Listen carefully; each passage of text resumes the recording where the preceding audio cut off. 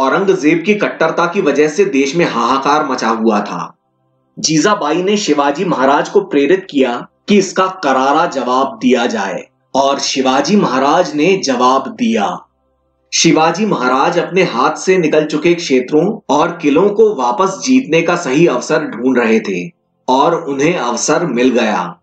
दक्षिण कोंकण को लेकर तो केवल औपचारिकताएं मात्र ही थीं, वो तो यूं भी शिवाजी महाराज के ही चंगुल में था।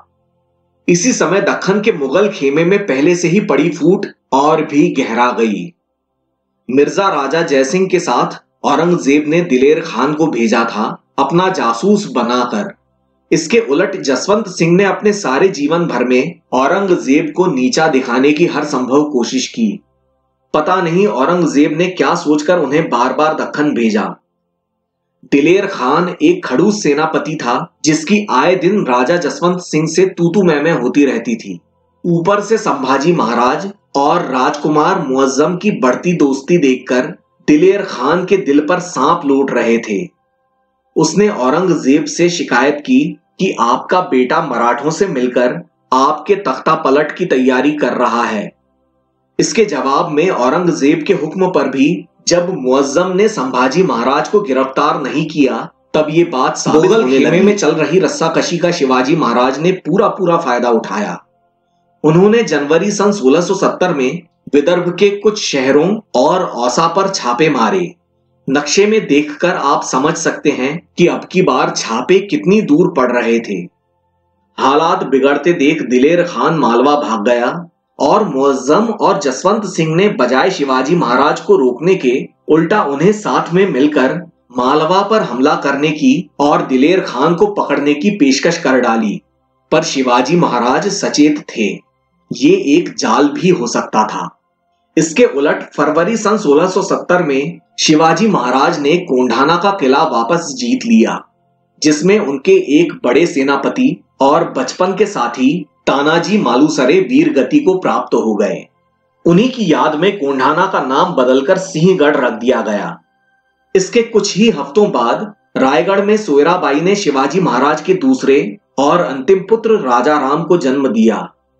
मार्च सन 1670 में शिवाजी महाराज ने पुरंदर का किला भी फिर से जीत लिया और कुछ ही समय बाद लोहगढ़ भी, जिससे पुणे एक बार फिर से स्वराज्य में आ गया। मार्च में ही कल्याण और भिवंडी पर हमला किया गया और वहां का मुगल नगरपाल उज़्बेक खान मारा गया। अब उत्तरी कोंकण फिर से शिवाजी महाराज के कब्जे में आ गया। यहाँ के किलों में माहुली भी शामिल था। बस यही कुछ किले थे जहां मुगल फौजें मजबूती से तैनात थीं और अब इन पर मराठों ने झंडे गाड़ दिए थे। अप्रैल सन 1670 में मराठों ने अहमदनगर, जुन्नर और परांडा पर छापे मारे। शिवाजी महाराज के इस जलजले के आगे केवल एक मुगल सेनापति टिक पाया, दाऊद खान कुरैशी, जिसने माहुली का किला फिर से जीत लिया। फिर मॉनसून आ गया। इसके बाद अक्टूबर में शिवाजी महाराज ने दोबारा सूरत पर हमला किया और काफी धन एकत्रित किया। यूरोपियन व्यापारी खबर मिलते ही पहले ही भाग गए थे। इस बार भी मुगल सेना ने वही पुरानी लापरवाही दिखाई। जब तक बुरहानपुर से सेना सूरत को बचाने आ पाती, शिवाजी महाराज सूरत से निकल गए, व्यापारियों को ये चेतावनी देकर कि सालाना इतने इतने लाख रुपए दो, वरना हर साल हमले झेलो। शिवाजी महाराज जब सूरत से सापुतारा के पास साल्हेर और मुलेर के रास्ते वापस लौट रहे थे, तो दाऊद खान कुरैशी, इखलास खान, राय बागान वगैरह ने नासिक के पास चांदवड़ में उनका रास्ता रोका। पहले तो शिवाजी महाराज ने उन्हें छापे मार मार कर उलझाए रखा और एक टुकड़ी के साथ सूरत का सारा धन अपने मुख्यालय भेज दिया। फिर उन्होंने इत्मीनान से इन सबको वणी डिंडोरी के युद्ध में बुरी तरह से हरा दिया। यहां भी मराठों को मुगल पड़ाव से भारी सामग्री प्राप्त हुई। मुगलों की इस हार से घबराकर डिंडोरी का मुगल प्रांतपाल शिवाजी महाराज की सेवा में आ गया।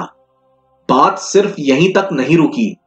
शिवाजी महाराज और प्रतापराव गुर्जर ने बुरहानपुर और विदर्भ में कारंजा तक छापे मारे, करोड़ों वसूल किए और साल्हेर पहुंचे। इतने में पेशवा मोरोपंत पिंगले नासिक के पास त्र्यंबक और आसपास के किले जीतते हुए साल्हेर आ गए। जनवरी सन 1671 में दोनों ने मिलकर सालेर के महत्वपूर्ण पहाड़ी किले को जीत लिया। तो सूरत का ये नया रास्ता शिवाजी महाराज ने बनाया था, वरना औरंगाबाद से सूरत जाने के लिए बुरहानपुर होते हुए जाना पड़ता था। अब आप सोच रहे होंगे कि औरंगाबाद में बैठे मुगल इस समय क्या कर रहे थे। यही सवाल औरंगजेब को भी सता रहा था। औरंगजेब ने महाबत खान को भेजा, लेकिन वो भी अय्याशी में डूब गया। औरंगजेब को फिर शक हुआ कि कहीं महाबत खान भी तो शिवाजी से नहीं मिल गया। तो सूरत से बहादुर खान और दिलेर खान को पुणे पर हमला करने भेज दिया गया। इन सब औपचारिकताओं में पूरा 1671 निकल गया। दिसंबर सन 1671 में बहादुर खान और दिलेर खान ने पुणे के रास्ते में सालेर को घेर लिया। फिर इखलास खान को वहीं सालेर में छोड़कर ये दोनों पुणे पर हमला करने चले आए। सन 1671 के दिसंबर में बहादुर खान ने सूपा पर हमला किया और दिलेर खान ने पुणे में कत्लेआम मचा दिया। भोले भाले नागरिकों पर तरह तरह के अत्याचार किए। इसके जवाब में शिवाजी महाराज के पेशवा मोरोपंत पिंगले और सेनापति प्रतापराव गुर्जर, आनंद मकाजी वगैरह ने बागलान में मुगलों पर ऐसा कहर बरपाया कि दिलेर खान और बहादुर खान पुणे छोड़कर सालेर की ओर दौड़े। फरवरी सन 1672 में सालेर में एक घमासान जंग हुई। ये था सालेर का महान ऐतिहासिक युद्ध, जहां पहली बार खुले मैदान में इस पैमाने पर मुगल और मराठे आपस में भिड़े थे। इसमें शिवाजी महाराज के बचपन के साथी सूर्याजी काकड़े वीरगति को प्राप्त हो गए। लेकिन मुगलों का जो हाल हुआ उस पर तो रोना आता है। इस युद्ध में मराठों ने मुगलों की धज्जियां उड़ा दी। मुगलों को भयानक पराजय का मुंह देखना पड़ा। इखलास खान पकड़ा गया और मराठों को हीरे जवाहरात के अलावा 6000 घोड़े, कुछ हजार ऊंट और 125 हाथी मिले, तोपें और बंदूकें अलग से। जब सालेर की खबर दिल्ली पहुंची तो सम्राट औरंगजेब ने दिलेर खान को फटकारा कि तू खुद वहीं लड़ाई में क्यों नहीं मर गया। तो दिलेर खान का जवाब था कि आपने खुद ने क्यों शिवाजी को आगरा से भाग जाने दिया। नतीजा हम लोग यहां भुगत रहे हैं, तो कृपया हमें उपदेश न दें। सालेर की दुर्गति से झल्लाकर औरंगजेब ने महाबत खान का तबादला काबुल कर दिया, जहां पश्तूनों ने मुगलों की नाक में दम कर रखा था। लेकिन महाबत खान की रास्ते में ही मौत हो गई। शिवाजी महाराज ने अपने दूत काजी हैदर को मुगलों से दोस्ती करने के लिए भेजा जरूर, लेकिन औरंगजेब ने उन्हें वहीं कैद करवा दिया। हालांकि काजी हैदर भी बच निकले। अप्रैल सन 1672 में पहली बार शिवाजी महाराज और समर्थ स्वामी रामदास की भेंट हुई। इससे पहले अगर कभी भेंट हुई हो तो उसका कोई ऐतिहासिक प्रमाण उपलब्ध नहीं है। शिवाजी महाराज समर्थ स्वामी रामदास के संतमय व्यक्तित्व से अत्यंत प्रभावित हुए और आजीवन उनसे आध्यात्मिक परामर्श लेते रहे। जून सन 1672 में पेशवा मोरोपंत पिंगले जावहर और रामनगर के छोटे छोटे राज्यों को भी स्वराज्य में ले आए। अब तो सूरत का रास्ता और भी आसान हो गया। सूरत पर प्रतापराव गुर्जर एक बार और हमला करने वाले थे, पर किन्हीं कारणों से ऐसा नहीं हो पाया। लेकिन सूरत में ऐसा खौफ फैला कि हर नवंबर, दिसंबर और जनवरी में शिवाजी महाराज के हमलों की अफवाहें फैलने लगीं। इससे सूरत उजड़ने लगा और इसका सारा फायदा मुंबई के बंदरगाह को हुआ। इस दौरान शिवाजी महाराज की नजर अंग्रेजों और जंजीरा के सिद्दियों की जुनूनी योजनाओं पर भी थी। अंग्रेजों से निपटने के लिए मुंबई के दक्षिण में खांदेरी टापू पर और जंजीरा के सिद्दियों पर नकेल कसने के लिए जंजीरा के बिल्कुल पास पद्म दुर्ग की नींव रखी गई। उधर शिवाजी महाराज से पिटकर आए बहादुर खान और दिलेर खान ने सन 1672 के अंत में पुणे के पास पेड़ गांव में पड़ाव डाला और बहादुरगढ़ बनाया। इस बीच नवंबर सन 1672 में ठीक 16 साल राज कर लेने के बाद बीजापुर में अली आदिल शाह द्वितीय की मृत्यु हो गई और बीजापुर का पतन साफ दिखाई देने लगा। इसका फायदा उठाकर शिवाजी महाराज ने पन्हाला पर चढ़ाई कर दी।